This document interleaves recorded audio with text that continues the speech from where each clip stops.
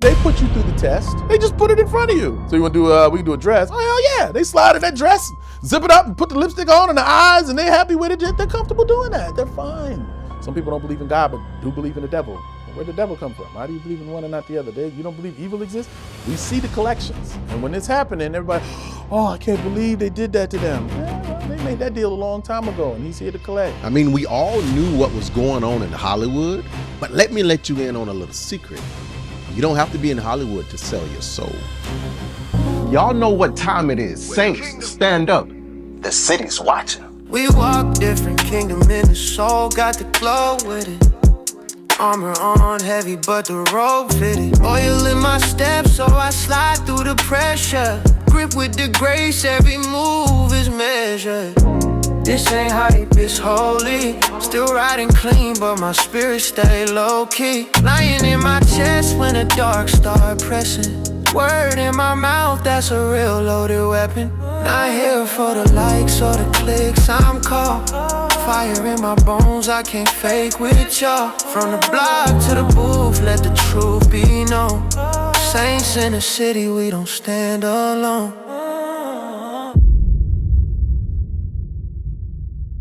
What up, everybody? I'm your boy, Pastor Rod, and welcome to Saints in the City. Listen, if this is your first time here, I want you to do me a favor.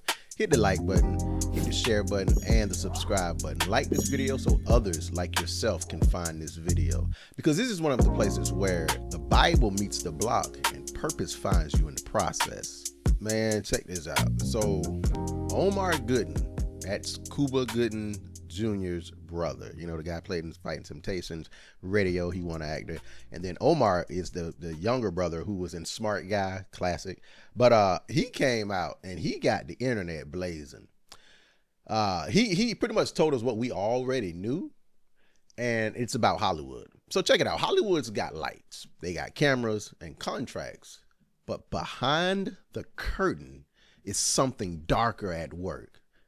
So today, we're talking about a man who didn't just play roles. He actually refused though. Omar Gooding, I mean, I'm not gonna lie. He said the quiet part out loud. You know, the stuff we all knew behind the scenes, but not, I guess when we say it, people would think, oh, it's a conspiracy theory. But nah, he came out and told us, yo, in Hollywood, the real currency ain't talent, it's compromise. You don't get tested at the door, you get tested in the process. And don't get me wrong, this ain't about acting. It's about allegiance. Who is your allegiance to? Who owns your yes? And don't get it twisted, ladies and gentlemen. This isn't just some industry tea. This is spiritual war. You think it's just a role, just a script, just a laugh on screen? But no, the enemy is producing the plays. He's casting the roles. He's casting souls and writing contracts in ink. And I can assure you, they don't wash off. And the saints, half of the saints, half asleep, sitting here scrolling past the seduction like it's nothing. But it's not nothing. In fact, Matthew 6:24 says no one can serve two masters. And Romans 6:16 makes it plain. You are a slave to the one you obey. Either sin, which leads to death, or obedience, which leads to what? Righteousness. So Omar is not just talking about Hollywood. He's testifying about a kingdom war. So what we're going to do is watch this video together, and we're going to break it down. Selling your soul in Hollywood, is that a real thing? Oh, yeah. I believe it begins with the choices you make with what you find acceptable. If you get a role and it requires you to do certain things that you think is acceptable and you do them, then you'll get that call. Then you'll know. One thing always leads to another. It's not like you walk into Hollywood and they go like, "Hey, red pill, blue pill, which one do you want?" You know, no. They put you through the test, you know. They know who they can get away with what. People do things on camera because they're comfortable doing them. If they're uncomfortable doing them, they shouldn't be doing them. It's just that simple. That's when problems happen. Problems and cases and situations and all this inappropriate because you weren't comfortable doing it anyway, but you did it. And now you want to come back and say, the whole time I couldn't believe it. But the people doing the hiring go, I think they like this, or I think they're with it, or they're okay with it. I think they'll do it. This makes sense. Oh, they look like a natural. Oh, they're crying, this and that. They're fine. You okay with nudity? They strip. Oh, they're fine. They're good. And then later they come out and say, oh, I was damaged and they told me I had to, or else if I don't put on this lipstick and dress, I'll never make it in Hollywood. Nobody says that shit. They just put it in front of you. So you want to do, we can do a dress. Oh, hell yeah. They slide in that dress, zip it up and put the lipstick on and the eyes, and they're happy with it. They're comfortable doing that. They're fine. Wow, that is something, y'all. You know, James 1:14, it says, but each person is tempted when he is lured and enticed by his own desire. Then desire, when it has conceived, it gives birth to sin. And sin, when it is fully grown, brings forth death. Y'all, Omar is showing you that this is the blueprint of compromise. And Satan doesn't start with a contract. He starts with a suggestion, right? Just like Eve in the garden. The enemy doesn't force you. He offers. You take the bait and then the bondage begins. That's crazy, y'all. And I believe it. A lot of actors, they be like, yo, just show a breast. And they be like, okay, just the tip of it. And before you know it, they're doing full out nude scenes. And then later on, like Omar say, you hear in the, in the tabloids, whatnot, oh, they felt violated or this producer violated them. No, you teased sin. And when you tease it, it's gonna get you. Fine. That's them. They're good. That's the people that do it. It's the ones when you come to see if Omar put the dress on. Yeah, no. No, it's not me. I say the dress, but it's a metaphor for just doing things that I think are unnecessary, especially for comedy. I wasn't the Three Stooges type of it. I'm not the one I walk in and I trip and fall. You ain't got to hit me in the face with a pie. Now I'm funny. Ha, ha, ha. Nah, just give me the line. I'll make it funny. I'll figure a way to say it cleverly that'll make everybody laugh. I don't have to trip and fall. I don't have to walk into a screen. Oh, jackass. No, I don't. That's not how I am. So it's easier for me to turn down things that I go, I'm not going to do that. Why would I do that? That make me look foolish? No. My character, my fan base likes what they like. So when I get feedback on, man, I loved you in this role, I loved you in that role, and they say things like, man, everything you do is solid. Like, that's cool. Thanks. I've done some things that overall as a project probably weren't solid, but my contribution to it was, when they see you, you don't let us down. Cool. I think of them when I choose roles. You know what I mean? I also think about what I'm comfortable with and what I would have to compromise or not, But I do believe, yes, it's a very real thing. It's very spiritual. There's some people don't believe in God, but do believe in the devil. Well, where'd the devil come from? How do you believe in one and not the other? You don't believe evil exists? Will you say sing a prayer in a church and yeah, sure. All right, now we do this devil enchantment and da-da-da-da. No, I ain't doing that. I'm not playing with him. Yeah. you know it's real. Ain't that something, y'all? And think about it. A lot of people, how many people have you seen have said, I don't believe in God. I don't believe in good. But wait a minute. You believe in evil. And there's evil. Just look on the news. I mean, there's evil every day. So how can you believe in evil but don't believe in good? You see what I'm saying? So this is deep what he's saying right now, because I didn't know that, that a lot of people are, yeah, I'll do this role, but no, I'm not going to do that because no, that's I didn't know that. That's crazy. So why would he not say, yeah, well, you do all this, I'll give you all the desires of your heart, but I'm going to collect that later. And we see a lot of collections happen and happening. We see the collections. And when it's happening, everybody, oh, I can't believe they did that to them. Yeah, well, they made that deal a long time ago and he's here to collect. I think it's a very real thing. Just me being honest, so. And it all comes when you try to figure the right turn or the left turn to make or the right path or this and that. Just think about it. Sometimes what you just got to do is you look around the corner. It's the best way to figure out decision making. If I do this right now, I get this. But what's the worst thing that could happen from this? It's that. It's this. I put on a dress, some lipstick. Now I'm out. I'm in the party or I'm at a club. Someone go, there go that punk. You this and that, sissy. Watch yourself. That was just a move. No, it ain't. You like that Now I got to fight this man. We have to fight now. There's no other course of action because I put on that damn dress. Well, I'm not really like that, but I know that. No. That's part of it. Yeah, that's enough right there to say, well, then I know my lane. I know what I can do. I'm not Tyler Perry.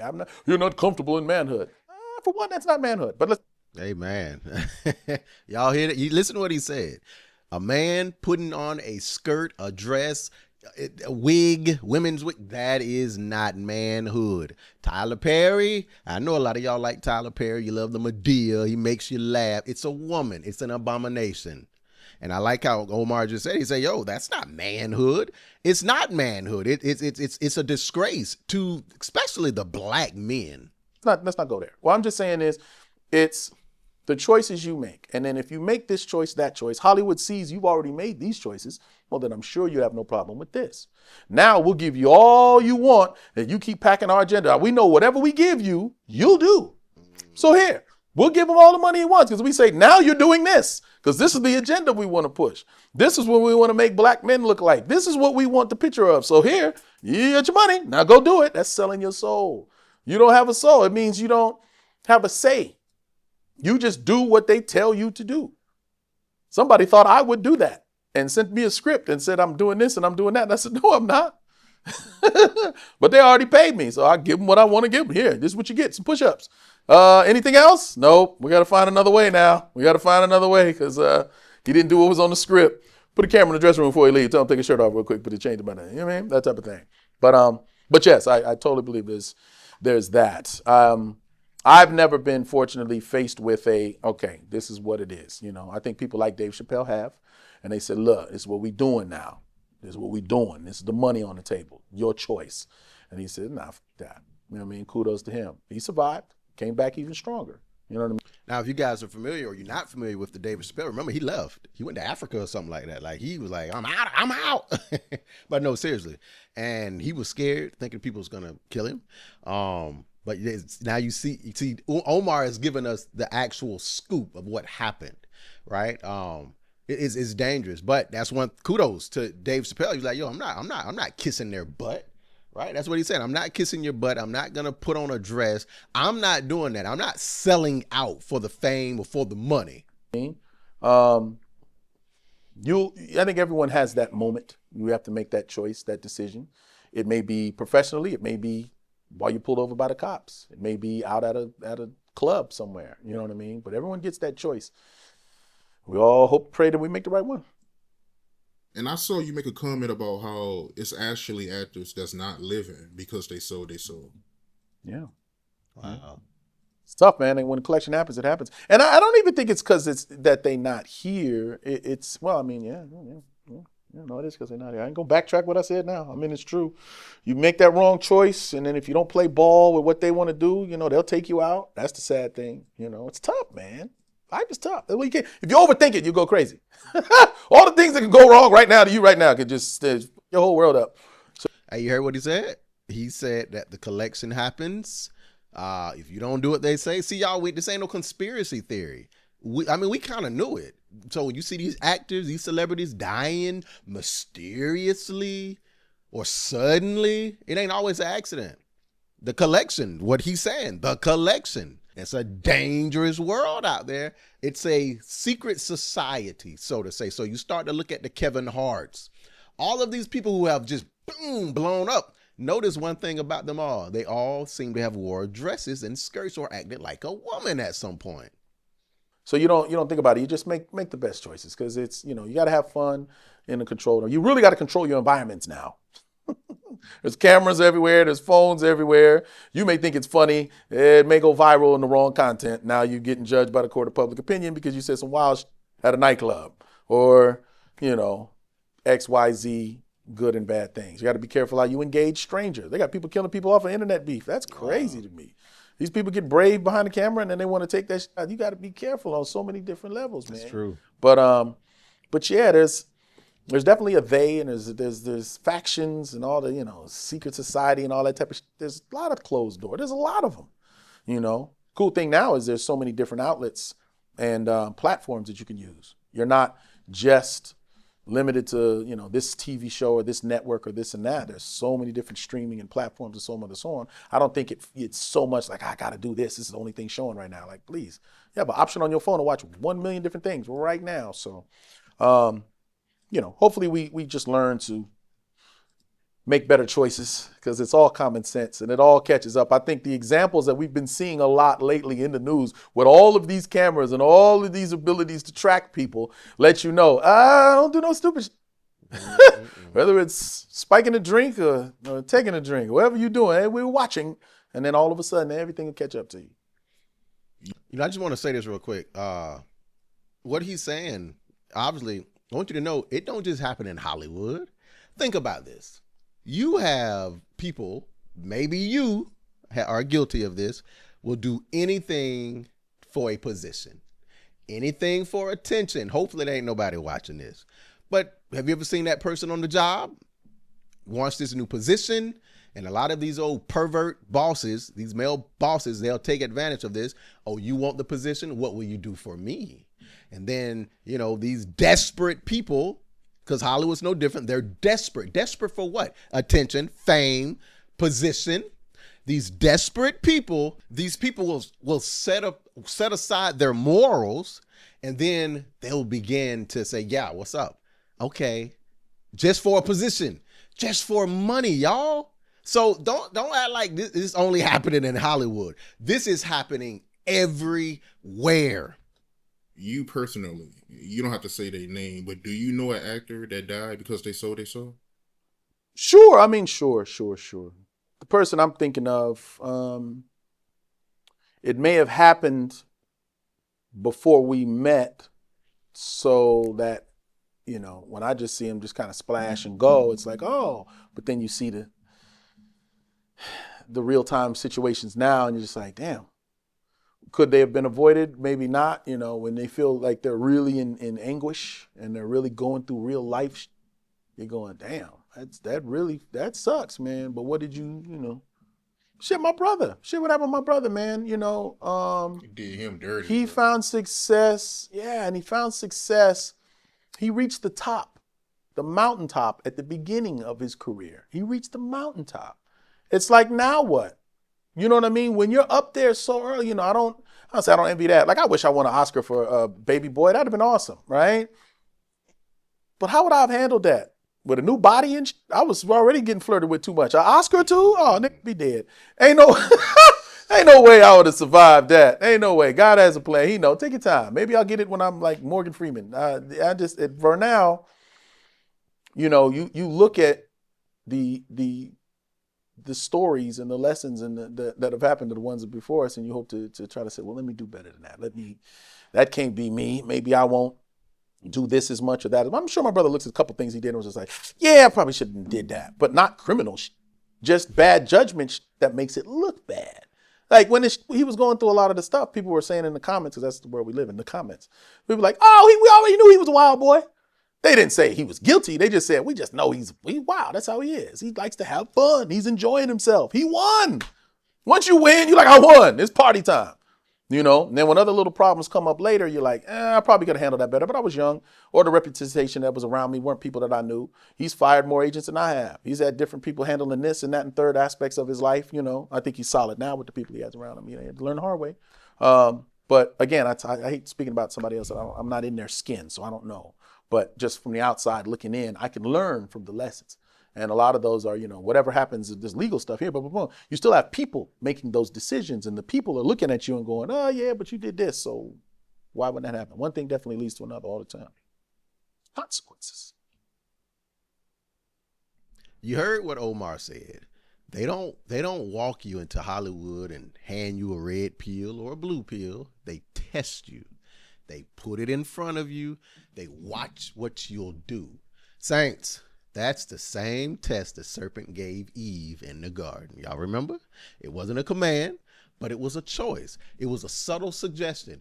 If you just do this, you'll be like God. But here's the deception. It always looked like opportunity before it turns into ownership.